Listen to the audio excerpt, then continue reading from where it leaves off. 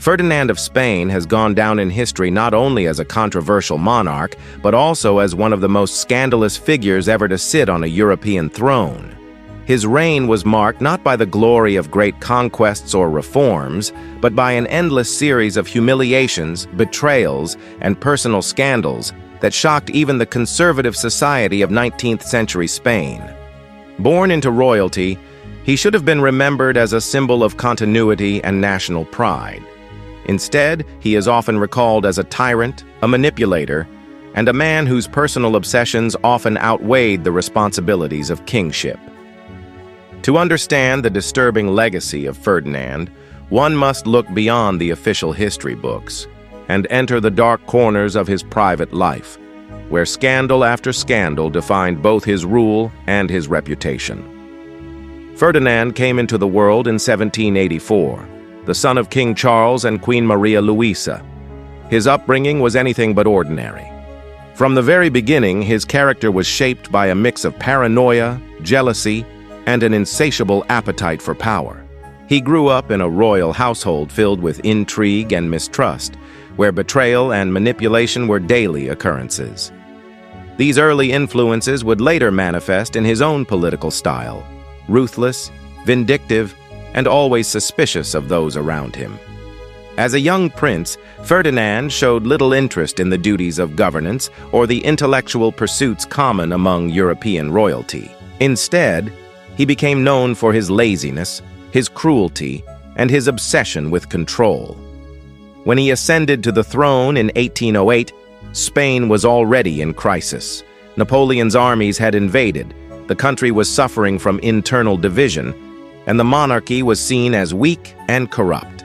Instead of inspiring unity or defending his people, Ferdinand sought only to secure his personal power. He aligned himself with foreign powers when it suited him, betrayed allies without hesitation, and placed personal safety above national interest. His behavior during the Napoleonic invasion is often cited as one of the most disgraceful episodes in Spanish history. At a time when other European leaders stood as symbols of resistance, Ferdinand seemed almost eager to surrender his dignity if it meant preserving his throne. But it was not only in politics that Ferdinand disgraced himself. His private life was equally scandalous, and in many ways even more disturbing.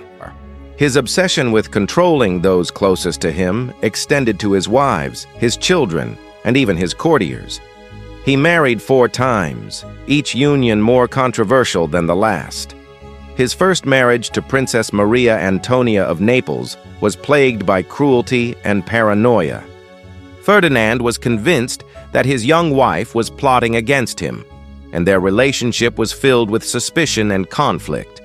Rumors of mistreatment surrounded the court, and Maria Antonia's untimely death only deepened the suspicions that Ferdinand had been directly or indirectly responsible. His later marriages became the subject of even more scandal. His third wife, Maria Josepha Amalia of Saxony, was only 16 when she was married to the much older king. The union shocked many in Europe, and Ferdinand's behavior during their marriage was described by contemporaries as grotesque. He reportedly forced his young bride into situations that horrified her, treating her less like a queen and more like a prisoner of his twisted desires. Courtiers whispered of his unnatural obsessions, his violent temper, and the psychological torment he inflicted on his wives. These rumors were not limited to private circles.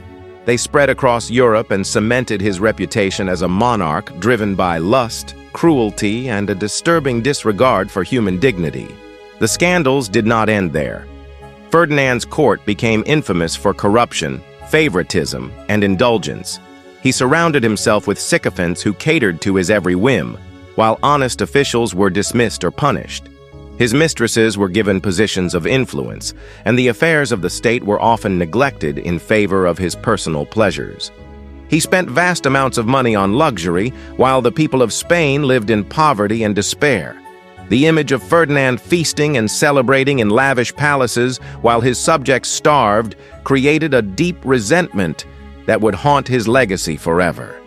Even more shocking were the accusations that Ferdinand deliberately sought to weaken his own country to maintain his control. He resisted reforms that might have modernized Spain, fearing that an educated or empowered populace would challenge his authority. He rolled back constitutional changes, suppressed liberal movements, and encouraged the return of absolute monarchy. By doing so, he kept Spain locked in backwardness while other nations moved toward progress. To his critics, Ferdinand was not just incompetent, but actively destructive, a king who preferred his country weak if it meant he remained strong. The combination of political cowardice and personal depravity made Ferdinand a figure of both ridicule and hatred. Foreign observers wrote about him with disdain, describing him as a king without honor and a man without virtue. His subjects called him the worst king Spain ever had, and many historians agree that his reign marked one of the lowest points in Spanish history. As Ferdinand grew older, his scandals only multiplied. His fourth marriage, to Maria Cristina of Naples, shocked Europe once again. Maria Cristina was much younger than the aging king, and their relationship was marked by manipulation, jealousy, and obsession. Unlike his previous wives, however, Maria Cristina proved to be politically shrewd. She quickly realized that Ferdinand's weaknesses, his vanity, paranoia, and dependence on flattery, could be used to her advantage. She gained influence in court, sidelined rivals, and eventually secured her own power after Ferdinand's death by acting as regent for their daughter. But while Maria Cristina managed to secure her position, Ferdinand's behavior during their marriage was yet another source of gossip and scandal. His treatment of his young wife was humiliating, and his attempts to control her every move once again revealed his twisted understanding of love and loyalty. The king's obsession with heirs was another recurring theme in his scandal-ridden life. He desperately wanted to secure the succession of his line, but his marriages were plagued with miscarriages, infant deaths, and childless unions. This desperation often pushed him into bizarre and cruel behavior. With Maria Josefa Amalia, for example, he forced his frightened young bride into intimate encounters she did not want, reportedly under the advice of confessors and doctors who told him that producing heirs was a divine duty. Witnesses at court described scenes of coercion that painted Ferdinand as a man completely incapable of compassion or restraint. His determination to father children at any cost was not only disturbing but also humiliating for the women trapped in his household. Even outside the private sphere, Ferdinand's reign was drenched in corruption and betrayal. When the Spanish people rose in 1820 to demand constitutional government, Ferdinand swore loyalty to the Constitution in public, but secretly plotted to overthrow it. His duplicity became infamous when he called upon foreign armies, particularly the French, to help him crush his own people. With their support, he restored absolute monarchy in 1823, rolling back every attempt at reform.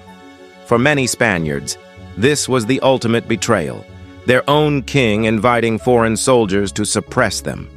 The memory of foreign bayonets marching through Spanish streets at Ferdinand's request would remain a permanent stain on his rule.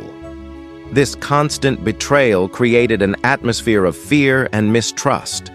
Liberals were imprisoned, tortured, or executed, while censorship silenced newspapers and writers who dared to criticize the king. Entire families were ruined by Ferdinand's paranoia and vindictiveness. At the same time, his court became infamous as a place where loyalty was bought with gold and favors. Nobles competed to please the king with flattery and gifts, while the people watched helplessly as their rulers sank deeper into corruption. Spain's decline during this period was not merely the result of external wars or economic hardship. It was fueled directly by Ferdinand's obsession with control and his unwillingness to share power. The scandals of Ferdinand's private life and political decisions cannot be separated, for they were rooted in the same character flaws. His lust for domination, his paranoia, and his selfishness poisoned everything he touched. He did not see his subjects as people to protect, but as pawns to manipulate. He did not see his wives as partners, but as possessions to control. He did not see politics as a duty, but as a stage for his ego. This twisted mentality created one scandal after another until his entire reign was defined by them. As his health began to fail in the 1830s, Ferdinand's scandals took on a grotesque quality. He was increasingly ill, obese, and unable to carry out his duties, yet he clung desperately to power. His fear of death, combined with his obsession with succession, led to endless quarrels over the throne. At the heart of this was the so-called Carlist conflict. Ferdinand wanted his daughter Isabella to inherit the crown, but powerful factions supported his brother Carlos instead. To secure Isabella's rights, Ferdinand issued the Pragmatic Sanction, which overturned traditional succession laws. This sparked a bitter dynastic struggle that would plunge Spain into civil war after his death. Thus, even in his final years, Ferdinand left behind not stability, but chaos, ensuring that the scandals of his life would continue to haunt Spain long after he was gone.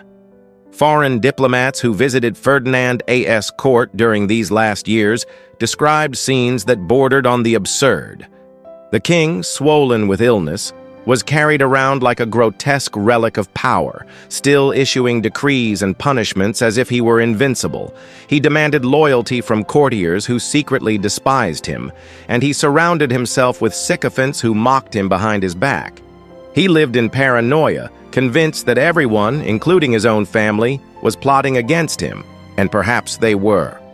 For Ferdinand had made enemies of nearly everyone who had ever known him. By the time he finally died in 1833, there were few in Spain who mourned him sincerely. His death was not seen as a national tragedy, but as a necessary end to years of humiliation. The scandals of his reign had destroyed whatever respect the monarchy once held, and his legacy was one of shame rather than honor. He left behind a divided kingdom, a bitter civil war, and a reputation as one of the most depraved kings in European history. The image of Ferdinand after his death was shaped less by official memorials and more by the collective memory of the people he had ruled. He was remembered not as a sovereign of dignity and strength, but as a man who constantly humiliated himself and his nation. Tales of his cruelty toward his wives and his cowardice in politics spread far and wide, sometimes exaggerated but always grounded in the truth of his character. His scandals were so numerous that they overshadowed any achievement his reign might have claimed. Even the birth of his daughter Isabella, which could have been celebrated as a moment of continuity for the Bourbon dynasty, was marked instead by suspicion, division, and bloodshed. Historians often debate whether Ferdinand was simply incompetent or deliberately destructive. Some argue that he was a product of his upbringing, a spoiled prince raised in an environment of manipulation and deceit, who never developed the capacity for responsibility. Others claim he was more sinister, a man who knowingly chose tyranny, cruelty, and betrayal whenever he had the chance. What is clear is that his reign left Spain weakened, divided, and humiliated on the international stage. While other European countries were modernizing, building industries, and moving toward constitutional government, Spain, under Ferdinand, was stuck in a swamp of corruption, censorship, and political repression. One of the most disturbing aspects of his legacy is the way his private scandals mirrored the broader decay of the Spanish monarchy. The same paranoia that drove him to torment his wives also drove him to suppress reform. The same obsession with domination that shaped his family life also shaped his politics. His palace was a microcosm of his kingdom, filled with intrigue, controlled by fear, and paralyzed by the king's inability to trust or cooperate. In this way, the scandals of his personal life cannot be dismissed as mere gossip. They were reflections of the deeper sickness of his rule. Foreign observers who wrote about Ferdinand often did so with a mix of disgust and pity. Some described him as grotesque, a caricature of monarchy in an age when kings were expected to embody dignity. Others noted the irony that, while Spain was once one of the greatest empires on earth, Its king had become a laughingstock. The image of Ferdinand begging for foreign armies to defend his throne while suppressing his own people summed up for many the shame of his reign. His scandalous marriages, his humiliating dependence on sycophants, and his grotesque obsession with heirs all reinforced the idea that he was a king unworthy of the crown he wore. Yet perhaps the most tragic consequence of Ferdinand's scandals was the suffering of ordinary Spaniards. For them, the scandals were not distant court gossip, but realities that shaped their lives. His betrayal of constitutional government meant that families were torn apart by repression, with fathers and sons imprisoned or executed for supporting reform. His indulgence in luxury while the country starved deepened the misery of countless households. His reckless decisions over succession plunged Spain into the Carlist Wars, a conflict that devastated communities and stained the nation with years of bloodshed. To the people, Ferdinand's scandals were not simply personal, they were national disasters. By the end of the 19th century, when historians and writers revisited his reign, Ferdinand's reputation was firmly sealed. He was described as the worst king Spain ever had, a title few disputed. His name became synonymous with betrayal, cruelty, and depravity. In cultural memory, he was less a monarch and more a cautionary tale, a reminder of what happens when power is given to a man without virtue. Even today, when people look back on Spain's turbulent history, Ferdinand stands out as a symbol of corruption and shame. Some defenders have tried to soften this image, pointing out that Spain faced enormous challenges during his reign, from Napoleonic invasions to deep social divisions. They argue that no king could have managed these crises without scandal. But such defenses ring hollow. For other monarchs of his time managed to uphold dignity, rally their people, and leave behind legacies of at least partial respect. Ferdinand, by contrast, seemed almost determined to make every crisis worse. His scandals were not accidents of history, but consequences of his character. Ultimately, Ferdinand's life demonstrates how personal vice can become political tragedy. His lust, paranoia, and cruelty were not confined to the bedroom or the palace. They poisoned an entire nation. His reign is a testament to the dangers of unchecked power, of a king who placed his own desires above his duty, and of a man whose scandals defined not just his reputation, but the fate of his people. When history calls him one of the most depraved monarchs ever to live, it is not exaggeration. It is recognition of the damage one man's obsessions can inflict on millions. The story of Ferdinand is not only about a scandalous king, it is about the cost of leadership without morality. He reminds us that the throne, no matter how gilded, cannot hide the corruption of the man who sits upon it. Spain paid the price for his scandals in blood, humiliation, and division. And long after his death, the shadow of his reign lingered as a warning to future generations, that the greatest scandal of all is a king who serves only himself.